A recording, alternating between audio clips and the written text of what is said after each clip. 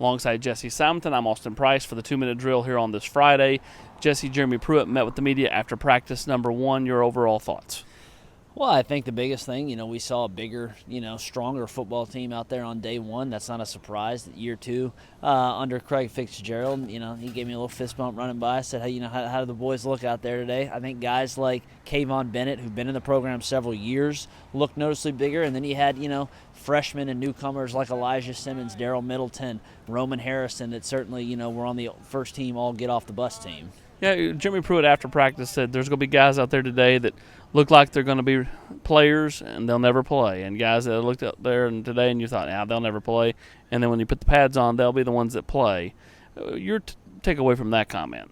I thought that was pretty telling, basically saying, hey, there's some guys on this roster that just aren't going to cut it, which, there's those guys from the previous regime or even maybe some guys, he brought in. Obviously, Karat Garland is in the transfer portal, and he was a guy that this staff brought in just a year ago. In terms of what else Pruitt said after day one, it was as expected, kind of lamenting, that the defense wasn't where it was going to be. The offense, he thought the execution was good.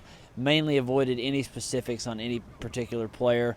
Obviously, we had it in the notes, Gerard Means switching from corner or wide receiver to corner. That seems noticeable mostly because of where Tennessee's at receiver heading into 2020. Obviously, they have all these seniors, but they're going to be fairly thin. Is this just a one-year experiment because they don't have a ton of depth at cornerback? Pruitt mentioned, again, the pretty trite line of trying to get the best 22 on the field. We'll see if he can crack that rotation, or is this just because they don't have a lot of depth outside, particularly wide at corner? Yeah, and after spending the back end of spring at safety, it was D'Angelo Gibbs, who will not play this year, but Pruitt said yesterday, got to figure out over the next 12 months where he can help this football team.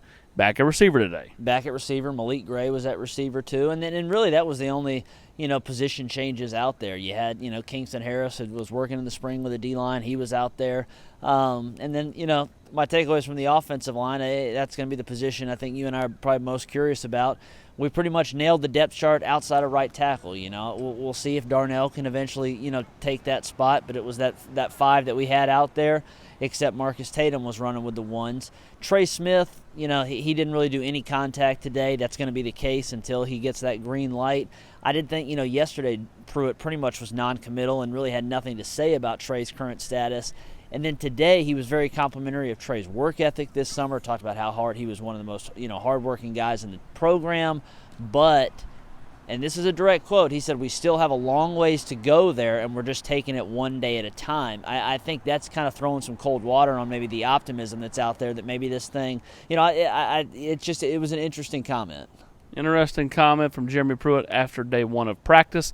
We'll have complete coverage throughout the night. Of course, Tennessee will return to the practice field tomorrow. Today, they were outside for about 20 minutes, and then right as we got kicked out, they shifted inside because a thunderstorm blew through and knocked them inside the Neyland Thompson Sports Complex. For Jesse Simonton, I'm Austin Price for the 2-minute drill.